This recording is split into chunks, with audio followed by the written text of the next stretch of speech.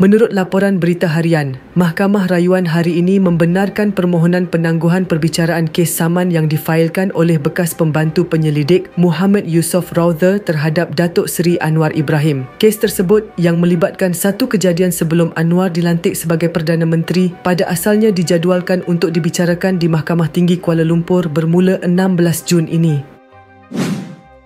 Bagaimanapun, panel 3 hakim Mahkamah Rayuan yang diketuai oleh Datuk Supang Lian telah memerintahkan supaya semua prosiding berkaitan termasuk perbicaraan kes saman itu ditangguhkan buat sementara waktu. Penangguhan ini akan berkuat kuasa sehingga perbicaraan penuh permohonan penangguhan didengar dan diputuskan pada 21 Julai nanti. Dua lagi hakim yang turut bersidang dalam panel tersebut ialah Datuk Faizah Jamaluddin dan Datuk Ahmad Fairuz Zainul Abidin.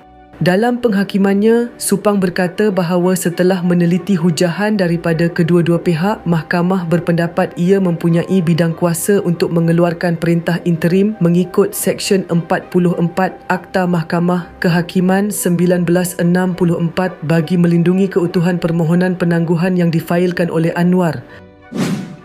Sehubungan itu, kami dengan ini mengeluarkan perintah ad interim untuk menangguhkan semua prosiding termasuk perbicaraan penuh di Mahkamah Tinggi sementara menunggu pelupusan permohonan penangguhan oleh perayu, katanya. Terdahulu pada 6 Jun, Peguam Datuk Seri Raja Segaran Krishnan memaklumkan kepada media bahawa perbicaraan penuh bagi permohonan penangguhan itu akan berlangsung pada 21 Julai depan.